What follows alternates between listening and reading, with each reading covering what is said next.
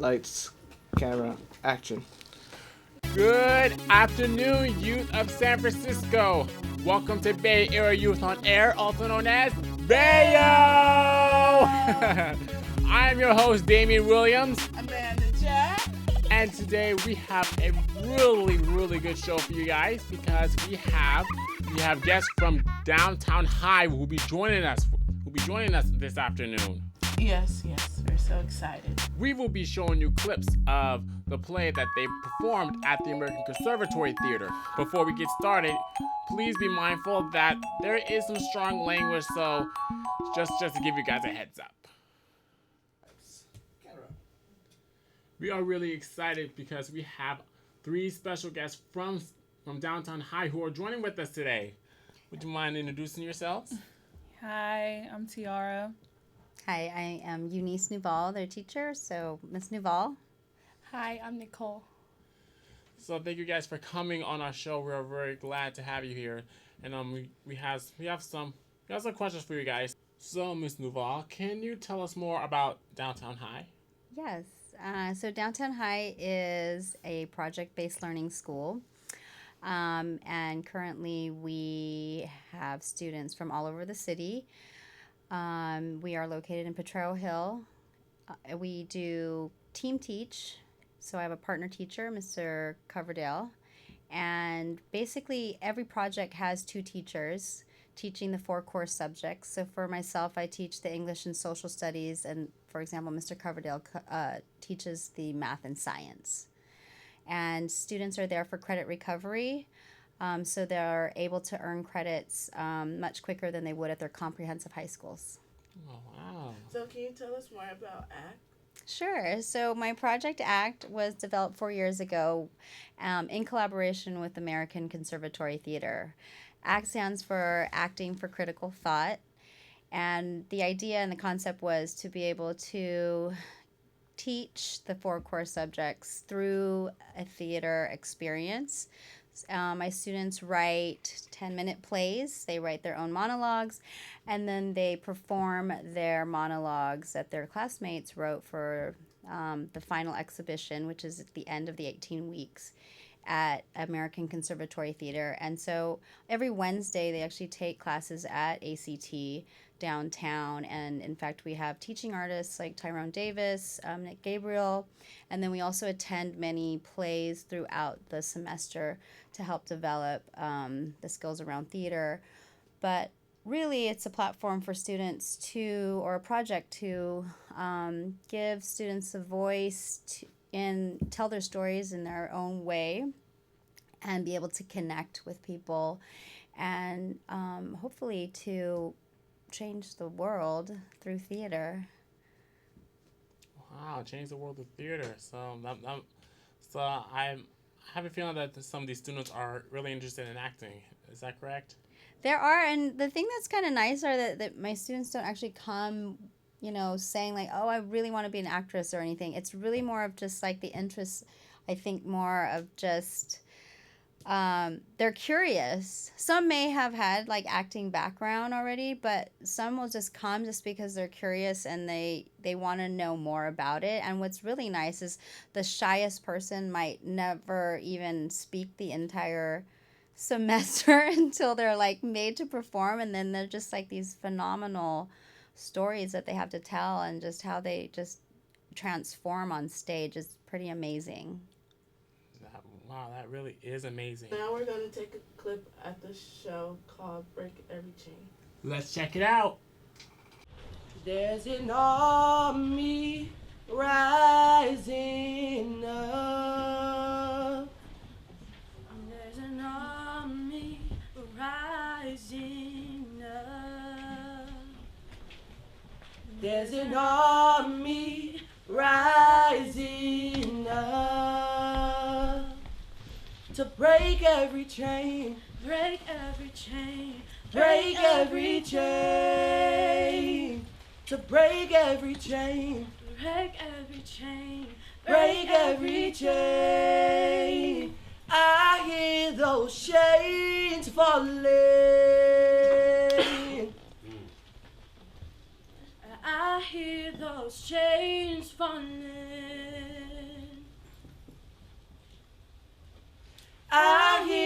those chains falling, to break every chain, break every chain, break every chain, to break every chain, break every chain, break every chain.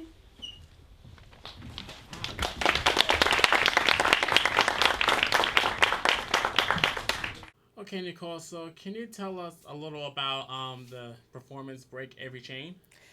So Break Every Chain. So two students pretty much came up with the idea that because we came up with the title Break Every Chain was the title for our play, which is what we all decided on as a class. We went through processes of all agreeing, like everyone threw out ideas and was like, okay, well I think it should be this and I think it should be that. But I think everyone decided on Break Every Chain so that way, you know, we're showing that we want to break chains. We want to make a name for ourselves. We want to make a difference. And so that title stuck out to us because it totally conveyed what our whole play was about. As well as the students, Darrious and Jocelyn, they decided to sing the Break Every Chain song by Tasha Cobbs because it went with the theme perfectly. Oh, wow. Was it hard for you to come up with a concept like that? Was it pretty hard? I don't think it was really hard. I think that we all wanted to convey a message of, you know, our struggle and convey a message, you know, about who we are in a different light. So that way people could see us in a positive light instead of in a negative light. So I think that all of us collaborating and coming from the same backgrounds, it was easier to come up with that. Okay. Tiara, what was your involvement in the play? Well, for me, I was only the stage director, just helping out everybody figure out. Only? That's a big deal. Well, you know, just helping everybody out and figure out their scripts, where they go. And then with me, because I was so busy with that, helping everybody else, I only had like 2 monologues to read and 1 little skit in the play. And for that, it was just like, it was easy, but it was kind of hard because I'm so focused on helping everybody else. And I had little time to focus on doing my monologues. And it was like, it was just an easy process for me, but then it's kind of hard reading the monologues that I got because it's really depressing and it's sad. And for me to like put myself into that, it's like, you know, like you're going to feel really different. Like the emotions that you have for this monologue that you do or the skit that I was in, like it's even, you know, depressing as well. Oh, wow. Would you guys do a part 2 of it? Would I do a part 2? Yeah. Of course I would. Like, now I'm really comfortable to where, like, I could literally, you know, just go over, like, somebody's monologue and I could get it done like that one because ever since I've been in ACT for my first time, it made me get over that shyness and stuff like that. So now I'm more confident in, like, just reading it out and be like, whether I do cry or don't, it's just like, you know what, I can do this. Like, you know, I could put my feet in somebody else's shoes and still feel the same way as they do. So I have a question for all 3 of you guys. Would you guys ever do any more plays that will be focusing on like struggling and like that? Do any more plays like that? Well, I mean, for the project itself, like we focus on themes that are directly related to what's happening at the main stage at American Conservatory Theater. But what we like to do is definitely address the social justice issues. That it's looking at like how, as artists, like are we able to express who we are, or do we have to fit into white mainstream America and able to be looked at as an artist? Like, is art for political resistance, or is art or just an expression of somebody's self? I see. Well, for me, of course, yeah, just growing up from the struggle, of course, yeah, it's going to be hard. But then again, just being an actor just really showed me that, you know, I'm not the only one that's going through this, because listening to everybody's story, whether it's personal or not, like, it really just shows that everybody in the class, you're not the only one going through it. So it's like, you know, everybody, oh my God, our class was it was just a headache. It really was just a headache. But at the end of the day, when we was doing our exhibition, we all stuck together. We all did it. And, like, it it was really just something that we all like communicated, and that's how we all like related to one another. Is because whether we did come from a struggle, we all made it. We're all making something of ourselves. Yeah. So I have to say I do it all again. It was a long semester, but I would do it all again definitely because it just brought us all closer in the end. Like, it was a struggle day in and day out. It's like, I remember Miss Nuval telling me a while back, everyone is trying to be in the spotlight, so we're all struggling to get the spotlight on us. So it's a bunch of actors, and nobody was gonna step down from each other. But it made us closer because what we conveyed in the end, in the last 3 shows, in the last day, was more important than anything we did all semester. That's good. Okay, so that must take a lot of hard work for you guys. A lot of hard work in that, and if you come up with a show like that, you might get nominated for an Academy Award or something. Yeah. And now we're gonna be showing you a clip called "White Passing," performed by Peralta and written by Jordan Rangel. Let's check it out. I am mixed. I am Mexican, Arabic, and Native American. I have light skin, but dark hair and eyes. When people meet me, they seem to think I'm white, except for white people and cops. Every once in a while, it's that one cop who thinks I'm white, lets me go with a just warning. I've even lied and told cops I was white so I wouldn't get arrested. But I've also been punched in the face by a cop just for jaywalking. It's called white passing, and I have some privilege because of it. Well, at least until I tell people my real ethnicity. It's strange to me that people of color think I'm white, yet white people can tell I'm not. Of course, that's not always the case, but it happens a lot. You don't speak Spanish, psh, you ain't Mexican. Yeah, well, the Aztecs, Incas, and mine didn't speak Spanish either. Look, I'm not sitting here complaining about how hard it is to be white or look white, because that would be backwards and stupid. White passing is easy, but I'm not that person. I'm conscious, and I know what those privileges can do. And I know that I sometimes feed into a mentality that's criminalizing people of color. Implicit bias. Let me define that for you. Implicit bias is the bias of judgment and or behavior that results from subtle cognitive processes. People like to say it's subconscious. I disagree. I think these people are completely aware of what they're doing and what they're thinking. Sorry, Commander, I shot him by accident. No. Implicit bias, aka racial profiling. How many times have you been followed around a store? How many times have you sat down next to someone and they started clutching onto their belongings for dear life? How many times have you been stopped by the police and you weren't doing anything illegal? There is a major implicit bias issue in the U.S. justice system. Native Americans are the #1 people killed by police. There are more black people in prison today than there were in slavery. Latinos make up 17% of the population in America, but 25.4 unarmed Latinos are killed by police. There are 77.7 white people in America, but only 15% are killed by police. And they call it the justice system. More like injustice system to me. Wow, that was some pretty intense statistics. What you think, Amanda? Yeah. Okay, so Nykole, would you like to show one of your pieces? Sure. So the piece that I wrote is called Takeover. And honestly, it was inspired by me going on a college road trip that I went on last summer in 2015. And so I got to learn a lot about my ancestors and a lot about my heritage. I had my DNA tested to know exactly where I came from. And not only that, I've always seen this kind of rebellious act from younger people against older people. And so being on the college road trip and learning all the information that I learned, it was easy for me to just go ahead and write that because it was like where my heart lied. Like, that's what I wanted to portray. That was what my play was about. And so Takeover is basically about teens who are, doing the average thing. People think that we always party or that, we're always doing bad. And some of us do, but some of us don't. And so it was about them getting to know who they are and taking over, being a lead, being the change. All right, why don't we go see it? let's check it out. Nigga, we gon' be alright. We gon' be alright. Do you hear me? Do you feel me? We gon' be alright. Nigga, we gon' be alright. Boo, bitch, what you looking at? Don't even start with your ghetto ass. You hella irrelevant. I see your lips moving, but them hands ain't. Oh, Where your no. little chicas at No, now? chicas, I see your boy-headed friends ain't here either.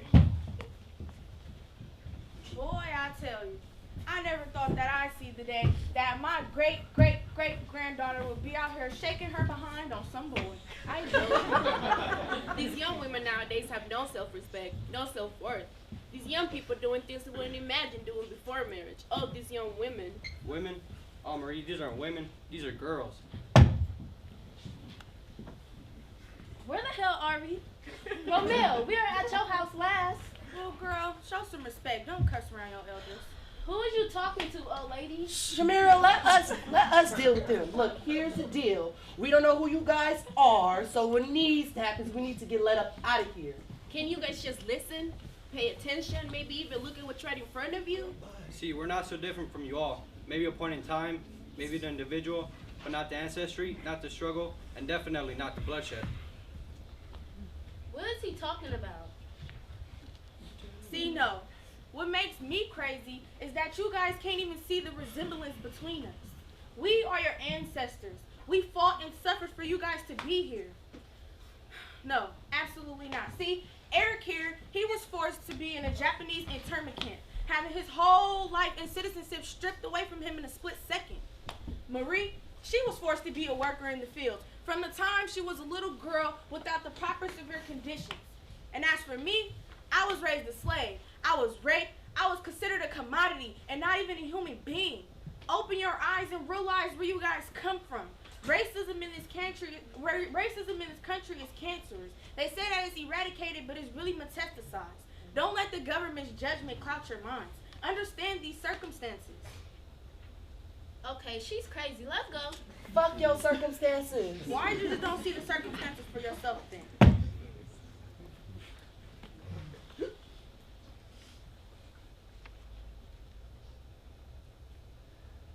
Now, do you guys understand the circumstances? We're not here to hurt or harm you in any way. In fact, we're here to prepare you for what you have to do and what is to come. See, we have to show you what has occurred to show you what you will become. You have to get a glimpse of the pain and the tragedy. So when you get back to the present, you'll see the resemblance to what's happening.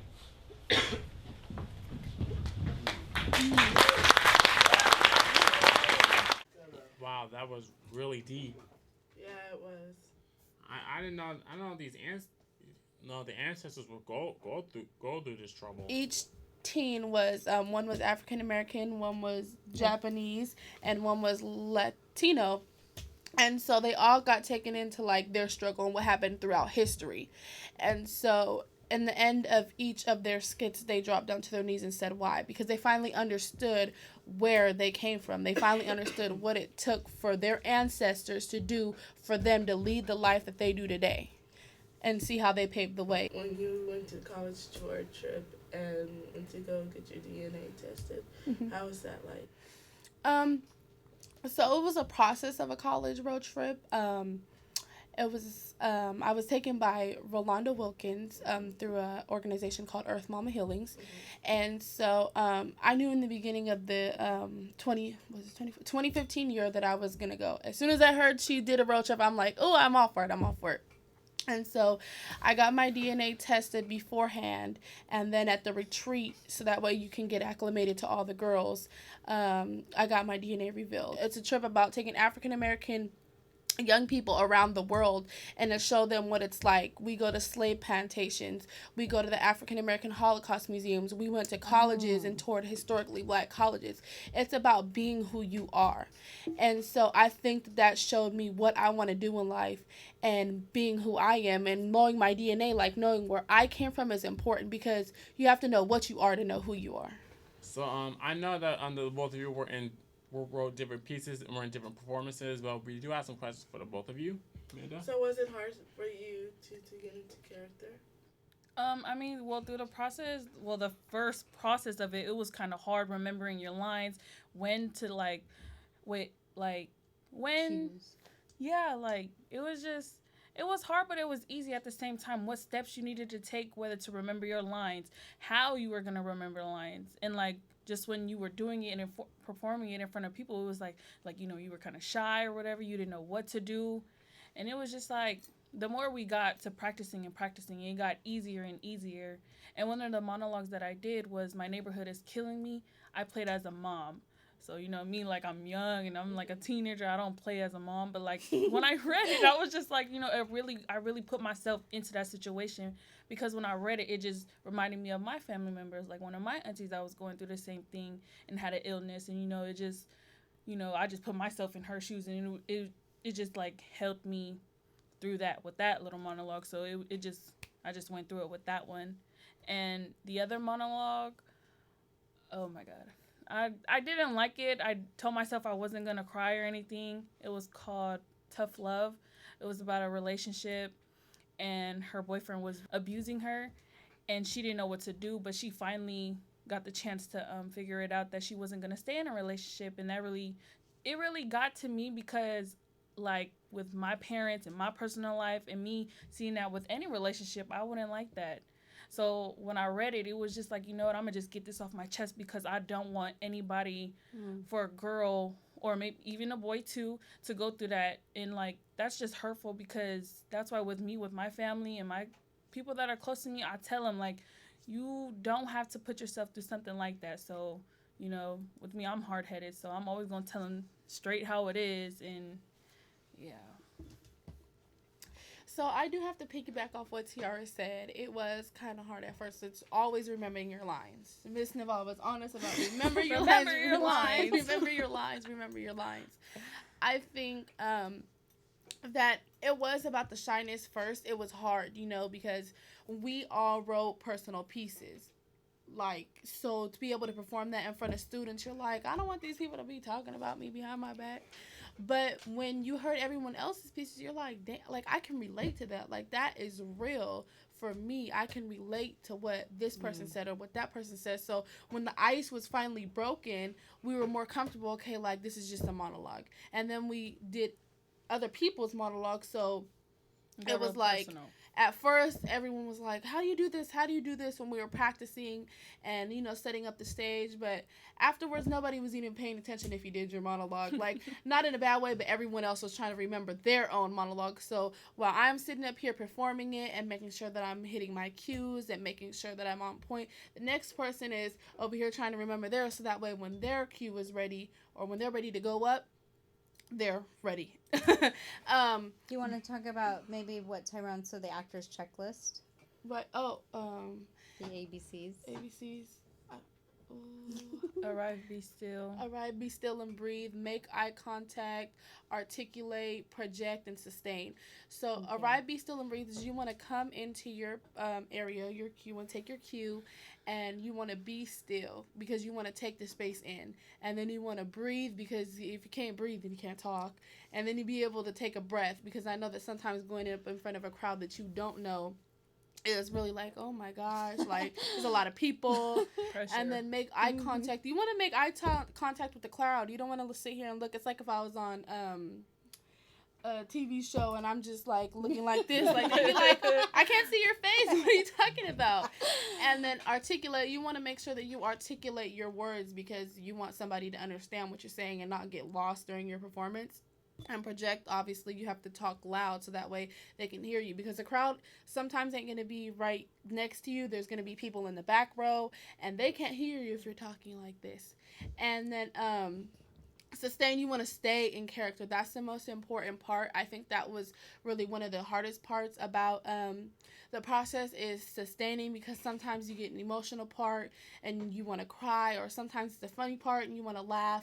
But I think all, like, showing your emotions and stepping into that person's shoes is important, because you want to be able to make it real and make it real for you. Because if you're laughing and ha ha ha ha, or, you know, whatever, then somebody's gonna be like, it's not truthful, the laugh. Yeah, if the laugh is not truthful, then it's kind of like, what? So I think that was one of the most important pieces. And then incorporating your own emotions. So if you're gonna cry, let it out. because and keep going with the performance. And C, though, you forgot the C. That's the Circumstance. So circumstance is really difficult because that is really about what is circumstance? Imagining where you are. So in the beginning of everyone's monologues, we have like this little description. It's about like a sentence or two, short paragraph about like what the circumstance is. What is this person doing? Who is this person? What are they trying? What is the message they're trying to convey? Yeah. Like, why are they going into this monologue? So we have to imagine those circumstances, and that was one of the hard parts because you're like, what? You know, if you've never been through something like that, you're kind of like, well, how do I do this? And, you know, how do I portray this in the right way? But I think that you just have to take that on. So that must be very hard for you guys, but I know that I'm really glad you guys were able to pull through. Right. We did it. Yeah. How do you feel to work with young people and addressing such important issues?